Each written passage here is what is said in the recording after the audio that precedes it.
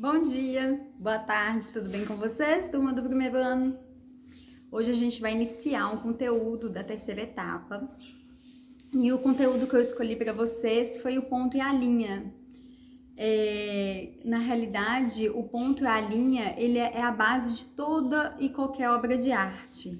Então, quando a gente começa a explorar, a entender essa obra de arte, é preciso que a gente entenda como que surgiu essa construção. E essa construção, ela praticamente parte toda de um ponto, né? O ponto e a linha, eles são ao mesmo tempo tão opostos, né? Eles são uma junção.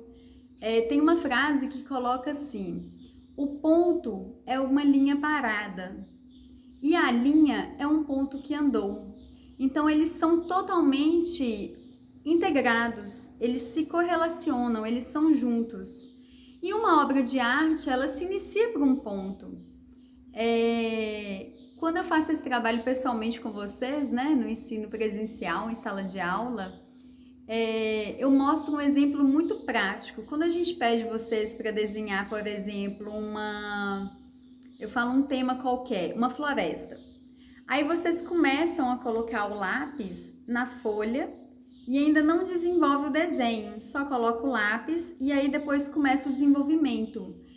Esse ato de colocar o lápis e não mexer o lápis, você já conseguiu formar um ponto. E aí, a partir do momento que você vai desenvolvendo o desenho, você vai criando a linha. Então, é como se na linha tivesse infinitos pontinhos. E aí, vai criando a obra de arte de vocês.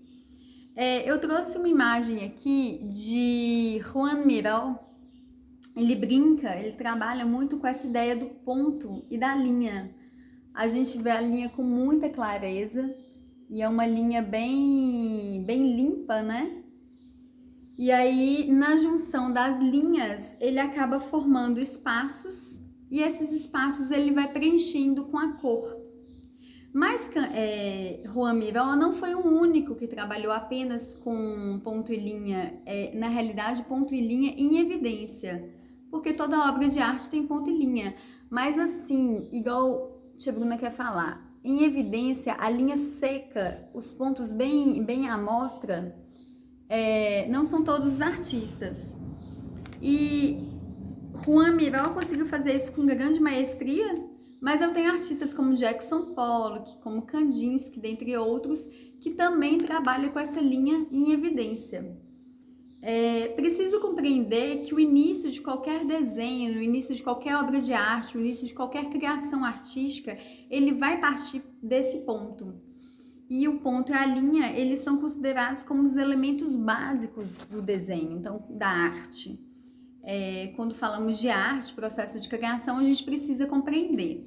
E o interessante que eu gosto de trabalhar com vocês, eu vou deixar um slide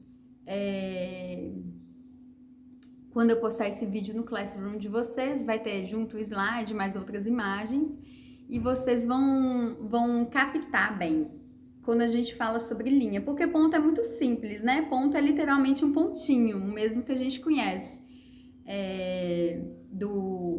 da escrita. E a linha, ela tem N tipos de linhas. Eu tenho linha reta, eu tenho linha curva, eu tenho linha aberta, eu tenho linha fechada, eu tenho linha fina, eu tenho linha grossa, eu tenho linha colorida, eu tenho linha não colorida, eu tenho linha falhada, linha tracejada, eu tenho N tipos de linhas. E a gente vai conhecer esses tipos de linhas, que eu vou deixar no slide.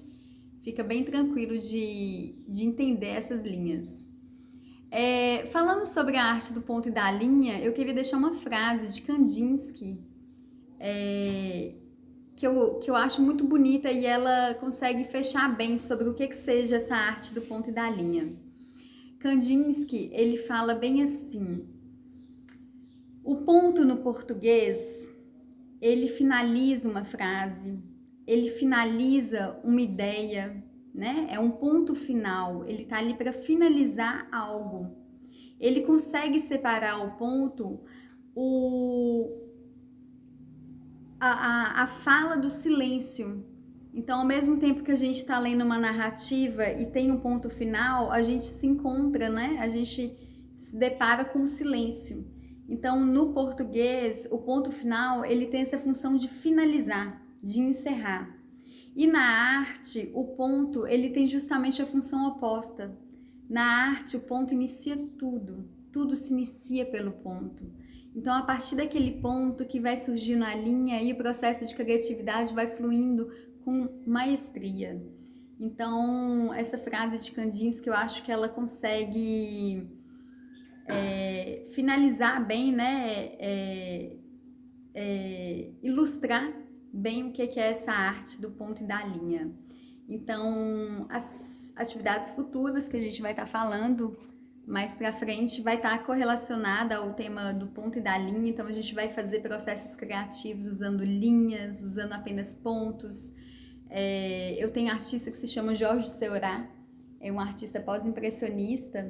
Ele conseguiu criar uma técnica do pontilhismo ou divisionismo e ele cria obra de arte usando N pontinhos. É como se fosse aquele megapixel que a gente dá o zoom na foto e fica aquele tanto de quadradinho.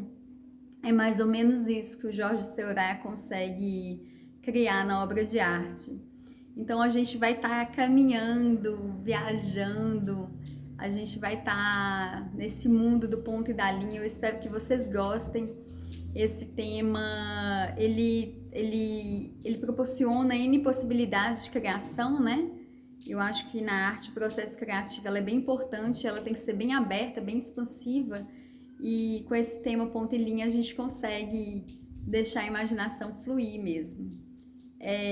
Vou deixar os slides com mais imagens, já que a gente está nesse ensino remoto, né? Se a gente estivesse juntinhos, com certeza a gente ia estar numa sala de multiuso. E aí eu ia estar passando todas as imagens para vocês. Mas como a gente está nesse ensino remoto, eu vou deixar o slide para vocês poderem irem se familiarizando com essas obras de arte do ponto e da linha. Espero que gostem e vamos ver o que vai caminhar daqui para frente. Tchau, tchau!